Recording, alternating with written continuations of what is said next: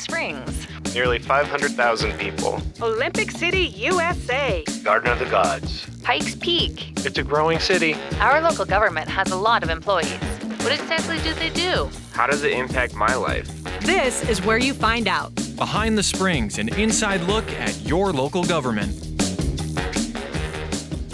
Thank you for joining us for another edition of Behind the Springs and listening today and staying informed about the latest on the formation of a new Police Accountability Advisory Commission here in Colorado Springs. I'm Ted Skroback. And I'm Jen Schrader. Our guest today is Colorado Springs City Council member David Geislinger, who will give us some insight on what has taken place since we spoke with Councilmember Wayne Williams just a few days ago. And Dave, thank you for being with us. It's my pleasure. Thanks. We really appreciate it. And we want to talk up front, first of all, about the big news is that City Council passed on first reading the ordinance to officially create this new committee. They passed that yesterday. It is a commission. Excuse me. Yes. Commission yesterday on June 23rd. That is correct. So that first reading has been passed, and you'll have a second reading, I understand. So give us some background for folks about how this all came to be, how it came about. This is actually something that has been discussed and in the works for several months. That's an important point. It is an important point. Prior to George Floyd. Prior to George Floyd, frankly, it had not risen to the level of priority for whatever reason, and that is just the nature of governance. Is things rise to the level of priority. So it hadn't risen to the level of priority. It was being discussed prior to the Devon Bailey incident. The Devon Bailey incident gave the discussion more traction. We were having folks in our community coming and addressing these sorts of issues following that situation, following that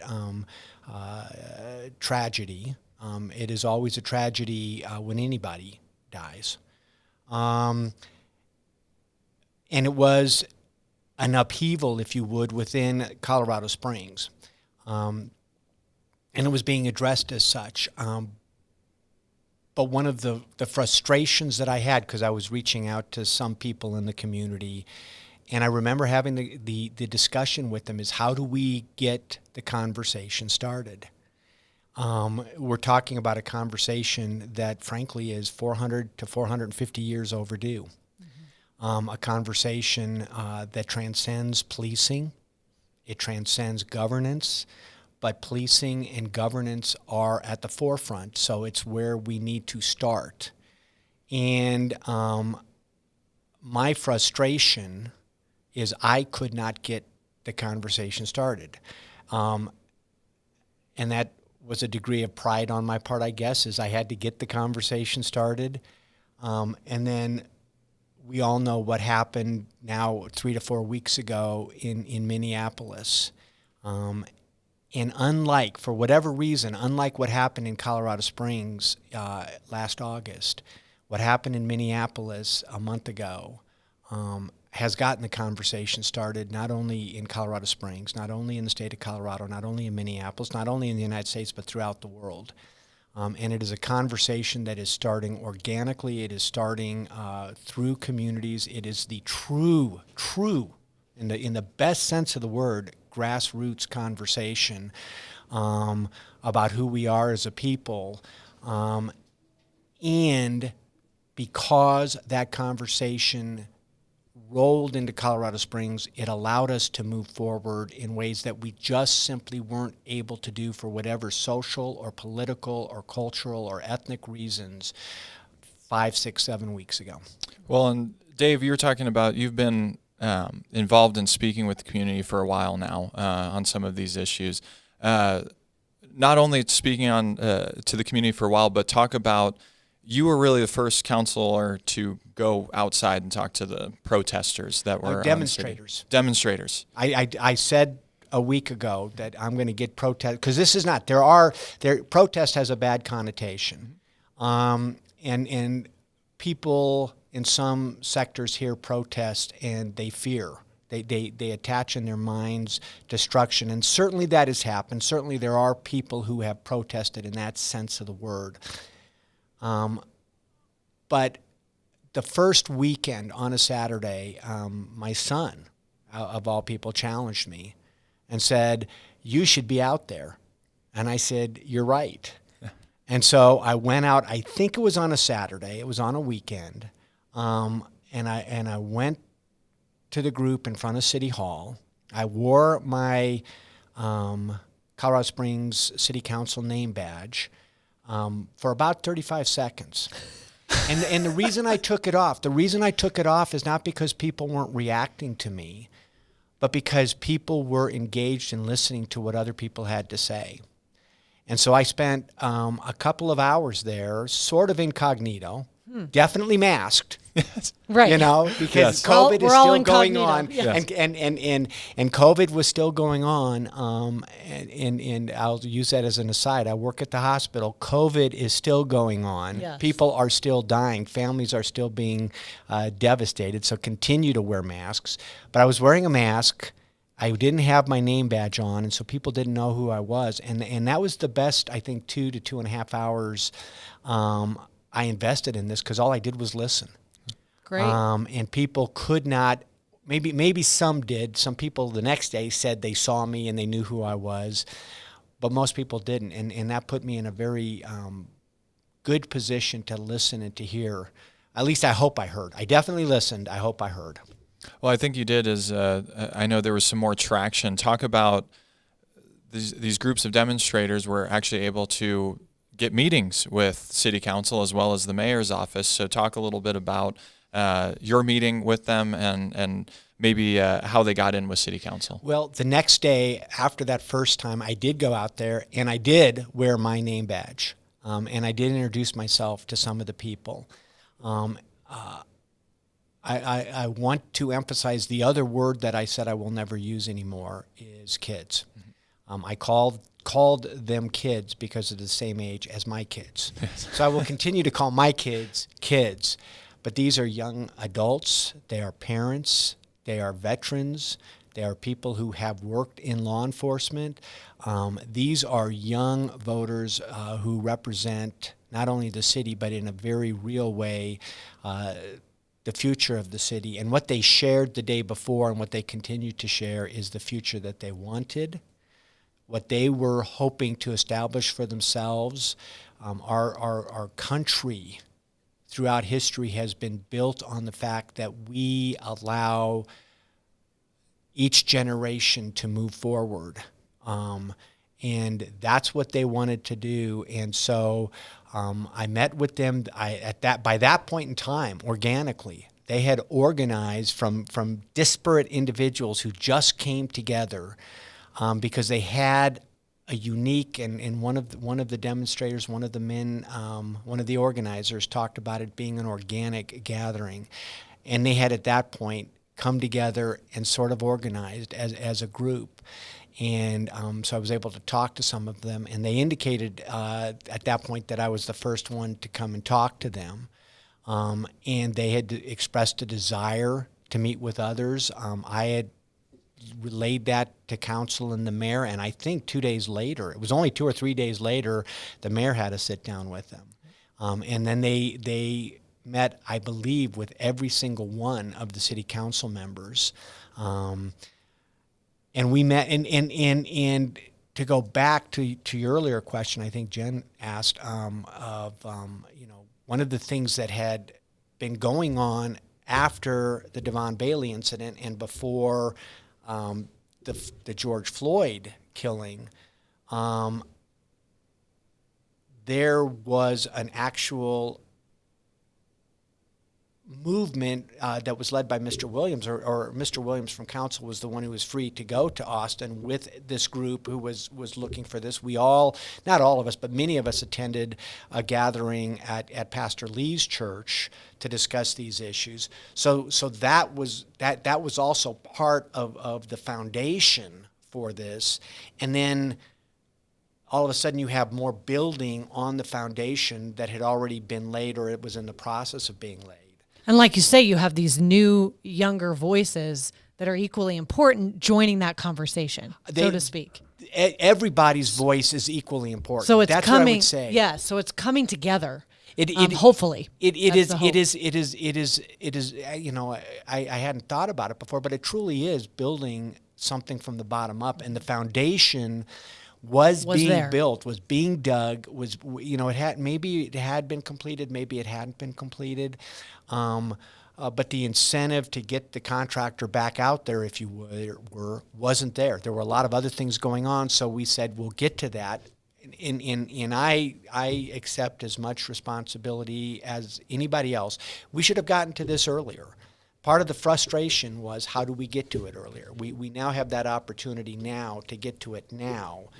And you look back at history in the 50s and the 60s, and you look at those defining moments in the civil rights movement at that point in time. There are moments that are defined as having a disproportionate reaction. That doesn't lessen the tragedy of what happened before. It doesn't lessen the evil that happened before. It doesn't minimize what happened before. It for reasons that are beyond our control, certain events have certain impacts. And we are living in a time of history. I think it was I can't remember the name of the author, but he said we live in history. We're living in history now. History doesn't define all we can be now. History builds upon itself. So we're living in a moment in history now.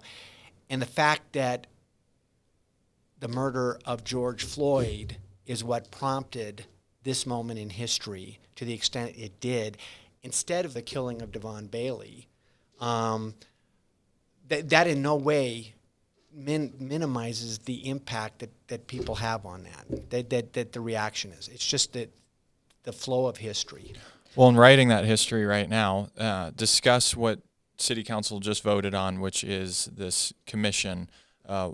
What did in the long discussions on Monday, Tuesday, then there was the special work sessions about this the past couple of weeks.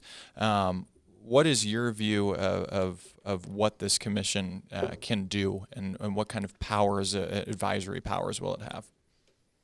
My hope, my goal, is that the commission will be able, and those who watched yesterday, I explained why I thought it was very necessary that there be a published report at least once a year, that the commission can truly dig into our police agency, which frankly is the most powerful representative force of local governance. So it is the most important thing that there be civilian review of, civilian oversight, and make recommendations, and publish those recommendations, and publish how the relationship is between them as the committee looking into these things, and the mayor, the chief of police, the city auditor, city council, so that the people who are voting for those who ultimately have authority know whether we are responsive and open and transparent or not. Well, let's talk about the makeup of the committee. I know we've had hundreds of Commission, applicants. Jen. Commission. I'm sorry, everyone. Commission. Start slapping my hand. But let's talk about the makeup of it. We have had hundreds of applicants even before yesterday's meeting, which is wonderful that there's so much interest in it. What will the selection process be like? I wish I could tell you. And there's, my understanding is there's a list that you gave me of 13 frequently asked questions. I'm sure there are more too. And I'm sure there are more. And I don't mean that flippantly. I truly don't mean that flippantly.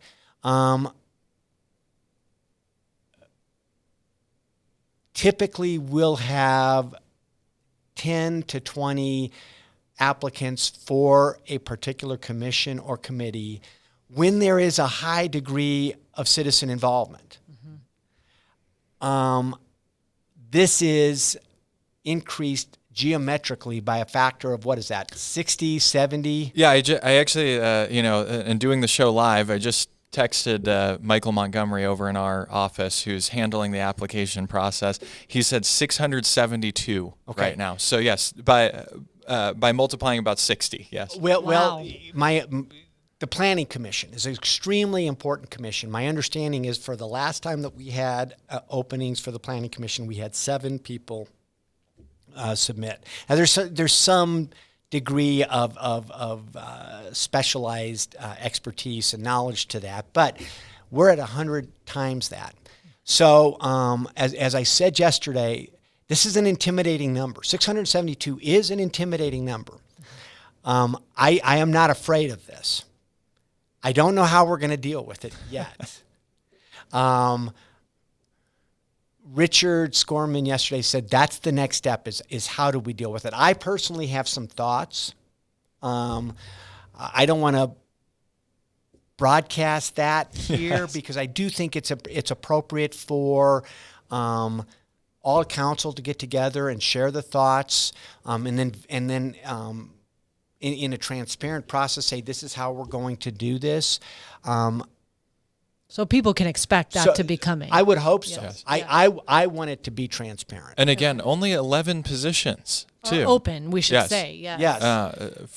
There will be alternates. Okay. Yes. Okay. I do think, and I believe it was Mr. Williams who talked about yesterday that I suspect at least early on, probably throughout the existence of the commission, there will be numerous subcommittees. And so I would think that there would be, if people are not selected to be on the commission, there will be room to be on the various subcommittees. That the commission, on its own initiative and or with the suggestion of the mayor, the chief of police, through council or council of its own, says these are areas that need to be investigated.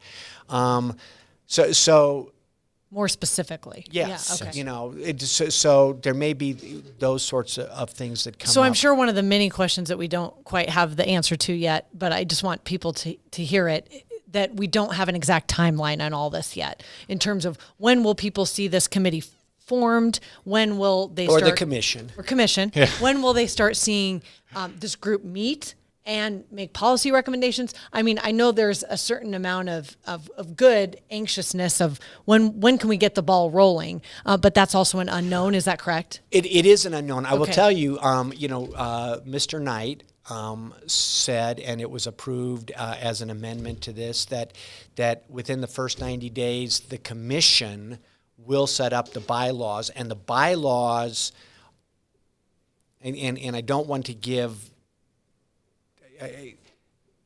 I believe getting 672 plus down to 11 in alternates is going to take a month or two at a minimum. I think just realistically.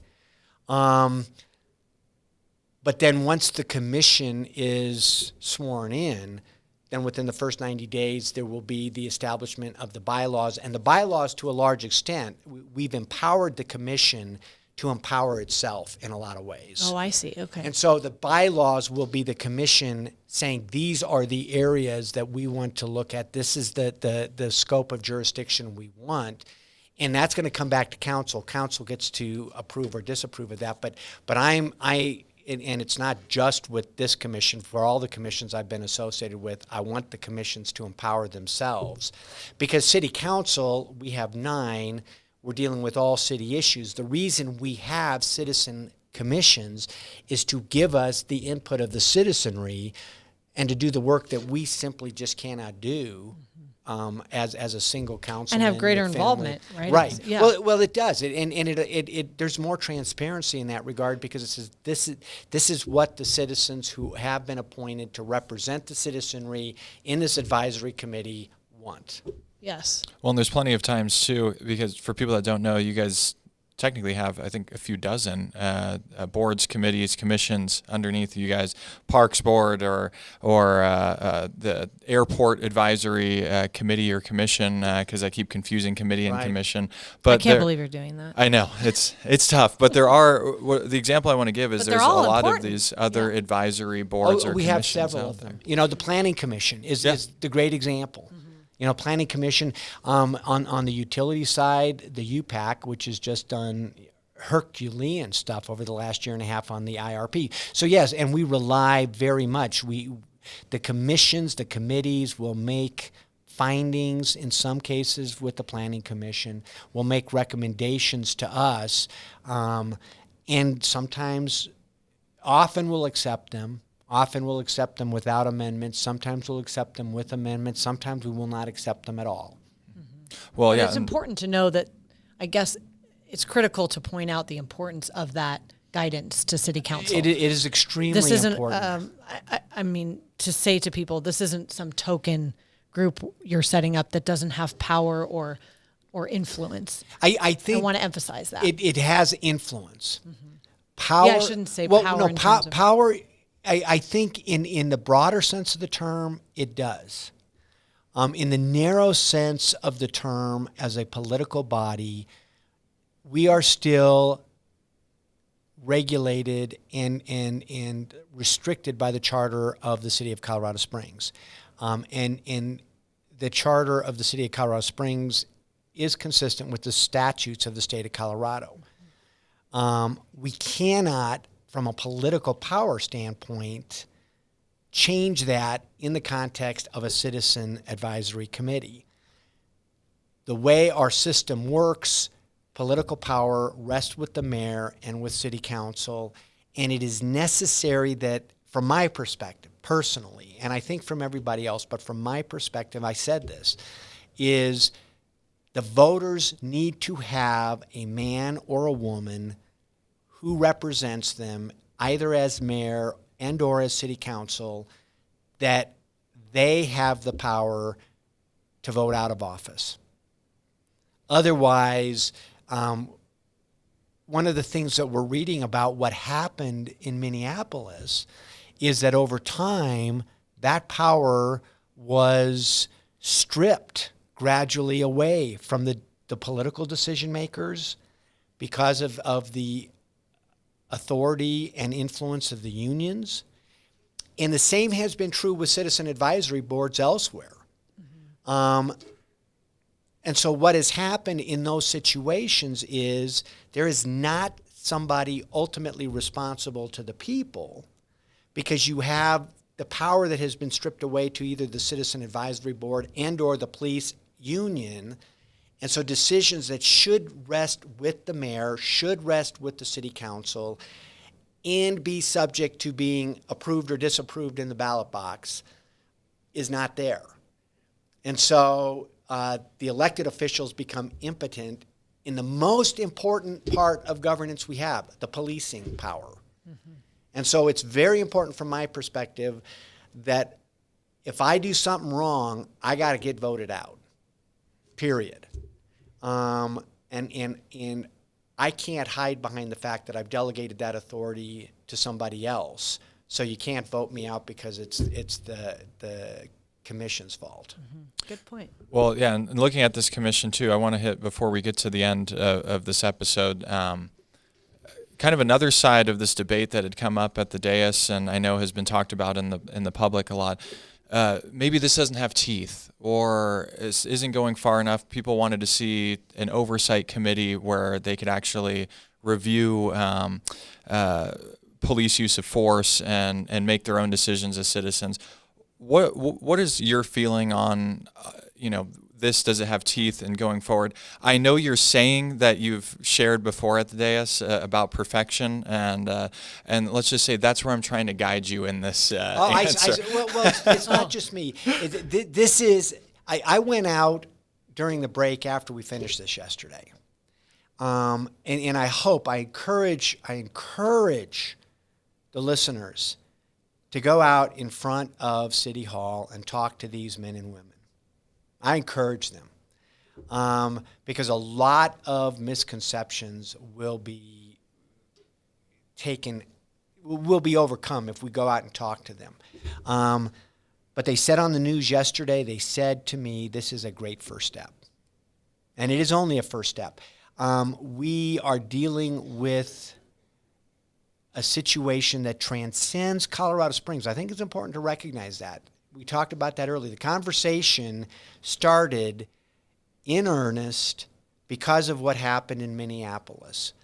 And it is a conversation in earnest that is talking about racial issues that frankly go back to Tacitus in ancient Rome, who wrote about the dominance of the Aryan Indian people.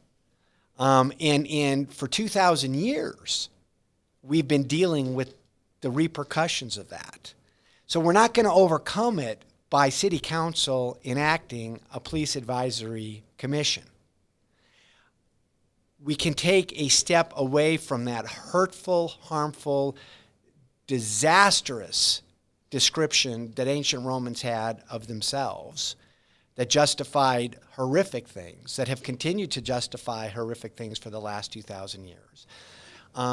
And we can do it in our place right now in history in Colorado Springs. And we don't bemoan the fact that we weren't born in the 60s when Martin Luther King and Malcolm X and others, James Baldwin is the one who said we're living. Yes. Thank you. Is the one who going said back we live in history. history. Yes. Yes. But that's part of it, is we are living in history right now. And we shouldn't be afraid of where history is leading us, because history, I think it was Martin Luther King said, is pointing towards justice. And we shouldn't be afraid that it's taking us away from where we're comfortable with, whether we're comfortable in our relationship with the police department, or whether we're comfortable with how we think we need to address systemic racism and policing issues. It's time. The mayor said it. It's time to change. This is time for it. We can't wait. And I think he said something to that effect. And I join that. Am I? I think you've hit it on the head that it's a good first step, and that was something from the demonstrators that you went out and spoke to afterwards. And we've seen their appreciation as well out on the steps of City Hall. But I'm sure you would agree with the buck doesn't stop here. This is going to be a continuation, a big movement going forward, and I think there's a lot of customization and things that can Thanks happen for explaining going forward. some of the setup for Yeah. folks. I think that's really helpful. I mean, the setup, it is not just in Colorado Springs. You go back, first there was the Emancipation Proclamation. Yep. Then there was Juneteenth. Then you had Plessy versus Ferguson. Then you had Brown versus the Board of Education. Then you had the Voting Rights Act. And it has never been a straight shot from the bottom to the top. You have to go through the process. And I don't, by saying that, I'm not justifying where we're at. We are not in a good place, obviously. We are not. We are in a better place. We're not in a place where we need to be. Well, I must say, I think yesterday you said we've been battling these issues for 400 years, at least here and on our current continent. But you even went back further today, so I'm impressed with the history lesson as well that we get of the 2,000 years. It's important. It is important for us as a people. You guys know I don't like to bring faith and religion for myself into this, but I do have. I'm an ordained deacon, and one of the things about our Christianity and our Judeo-Christian culture is recognizing that sins of our parents are passed down from generation to generation. They are not permanent, though. We can address them so that they don't get passed down beyond us. Racism is a sin. Generational issues which need to be addressed. That's a sin. That was very much an issue when I was growing up. original demonstrations against for civil rights and against the Vietnam War ultimately revealed what we called the generation gap. And so families were broken apart and generations were torn apart because people couldn't accept what was happening. I don't think we need to go there. I think that this is a time that we can go forward together to something better, and we're being called to do that, and the question is whether we're going to choose to participate in the conversation that's been started for us or whether we're just going to tune it out. Well, Dave, we're going to get you back on our show at some point, because the other thing I always enjoy when you make decisions is watching you do have, your background of being a deacon and being a law background and lawyer. being It's being called a a lawyer. lawyer. Yes, I know. I'm trying. Apparently, I don't have a communications background. I can't spit things out. But being able to watch those two sides, I can almost physically see it when there's two battling sides in you of kind of both. Maybe the moral side of things as well as the legal, literal side of things. And I watch you take frivolous notes Frivolous notes or vigorous notes? I guess vigorous Yeah, not notes, but frivolous. also, it's very, very fun to watch you, flipping between pages and whatnot. But I think that's also why we wanted to have you on for this episode, Thanks too. for sharing your thoughts. We Yeah. really I think appreciate it's it. important that we all share our thoughts with one another. Don't be afraid of each other. That's the other thing.